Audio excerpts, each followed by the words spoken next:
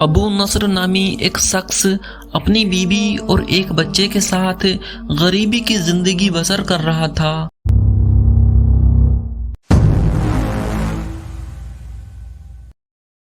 ایک دن وہ اپنی بیوی اور بچے کو بھوک سے نڈھال اور روتا بلکتا گھر میں چھوڑ کر خود غموں سے چور کہیں جا رہا تھا کہ راہ چلتے چلتے اس کا سامنا ایک عالم دین حضرت احمد بن مسکین سے ہوا، جسے دیکھتے ہی ابو نصر نے کہا، اے شیخ، میں دکھوں کا مارا ہوں اور غموں سے تھک گیا ہوں۔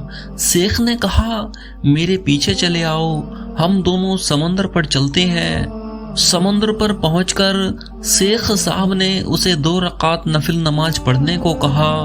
جب نماز وہ پڑھ چکا تو اسے ایک جال دیتے ہوئے کہا، اسے بسم اللہ پڑھ کر سمندر میں پھینک دو۔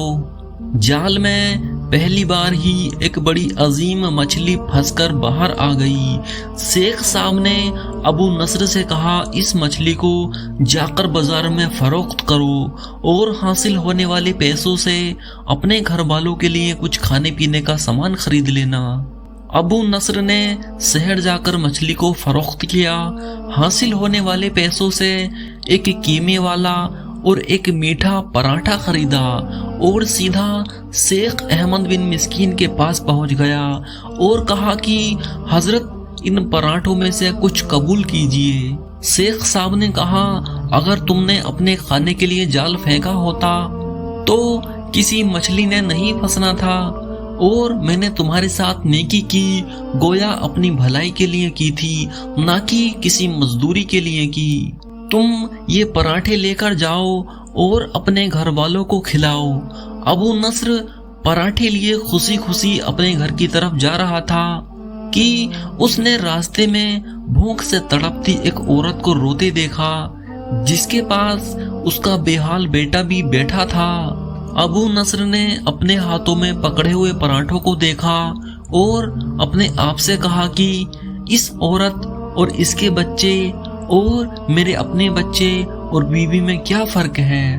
معاملہ تو ایک جیسا ہی ہے، وہ بھی بھوکے ہیں اور یہ بھی بھوکے ہیں، پراٹھے کن کو دوں؟ عورت کی آنکھوں کی طرف دیکھا تو اس کے بہتے آنسو نہ دیکھ سکا اور اپنا سر جھکا لیا۔ پراٹھے عورت کی طرف بڑھاتے ہوئے کہا، یہ لو، خود بھی کھاؤ اور اپنے بیٹے کو بھی کھلاؤ۔ عورت کے چہرے پر خوشی اور اس کے بیٹے کے چہرے پر مسکراہٹ پھیل گئی۔ ابو نصر غمگین دل لیے واپس اپنے گھر کی طرف یہ سوچتے ہوئے چل دیا کہ اپنے بھوکے بیوی بیٹے کا کیسے سامنا کرے گا۔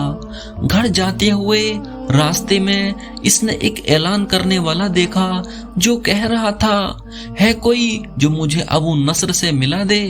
لوگوں نے اس سے کہا، یہ دیکھو، یہی تو ہے ابو نصر۔ اس نے ابو نصر سے کہا، تیرے باپ نے میرے پاس آج سے 20 سال پہلے 30,000 درہم امانت رکھے تھے، مگر یہ نہیں بتایا تھا کہ ان پیسوں کا کیا کرنا ہے۔ جب سے تیرا والد فوت ہوا ہے میں تجھے ڈھونڈتا پھر رہا ہوں کہ کوئی میری ملاقات تجھ سے کرا دے۔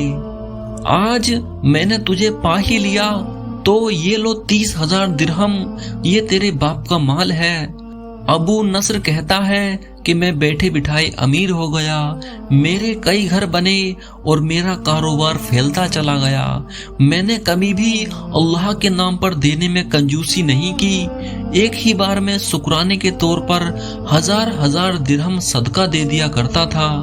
مجھے اپنے آپ پر رشک آتا تھا کہ اللہ پاک کی فضل و عطا سے کیسے فراخ دلی سے صدقہ خیرات کرنے والا بن گیا ہوں۔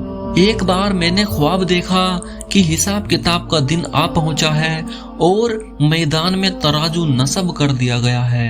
اعلان کرنے والے نے آواز دی، ابو نصر کو لایا جائے اور اس کے گناہ و ثواب تولے جائیں۔ کہتا ہے، پلے میں ایک طرف میری نیکیاں اور دوسری طرف میرے گناہ رکھے گئے تو گناہوں کا پلہ بھاری تھا۔ میں نے پوچھا، آخر کہاں گئے میرے صدقات جو میں اللہ کی راہ میں دیا کرتا تھا؟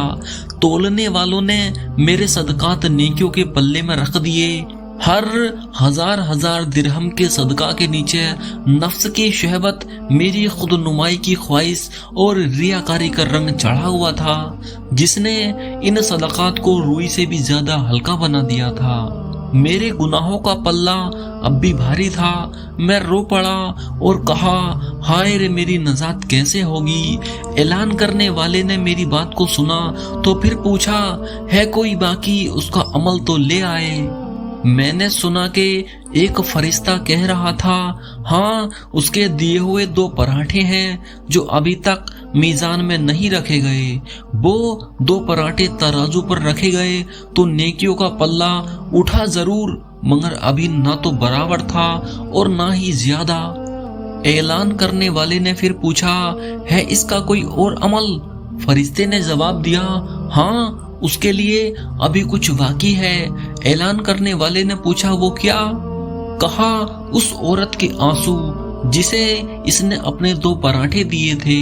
عورت کے آنسو نیکیوں کے پلے میں ڈالے گئے، جن کے پہاڑ جیسے وزن نے ترازو کے نیکیوں والے پلے کو گناہوں کے پلے کے برابر لا کھڑا کر دیا۔ اب ابو نصر کہتا ہے کہ میرا دل خوش ہوا کہ اب نجات ہو جائے گی۔ اعلان کرنے والے نے پوچھا کہ ہے کوئی اور باقی اس کا عمل؟ فرشتے نے کہا، ہاں، ابھی اس بچے کی مسکراہٹ کو پلے میں رکھنا باقی ہے جو پراٹھے لیتے ہوئے اس کے چہرے پر آئی تھی۔ مسکراہٹ بھی پلے میں رکھی گئی، نیکی والا پلہ بھاری سے بھاری ہوتا چلا گیا۔ اعلان کرنے والا بول اٹھا، یہ شخص نجات پا گیا ہے۔ ابو نصر کہتا ہے، میری نیند سے آنکھ کھل گئی اور میں نے اپنے آپ سے کہا، اے ابو نصر، آج تجھے تیرے بڑے بڑے صدقوں نے نہیں بلکہ آج تجھے تیرے 2 پراٹھوں نے بچا لیا۔ میرے پیارے عزیز دوستو، اس واقعے سے ہمیں سبق لینا چاہیے۔ اللہ کا فضل و کرم اور مصطفیٰ ذان رحمت کے فیضان نے اگر آپ کو امیر دولت مند کر دیا ہے تو خدا را خلوص کے ساتھ اپنی دولت کا صحیح استعمال کریں۔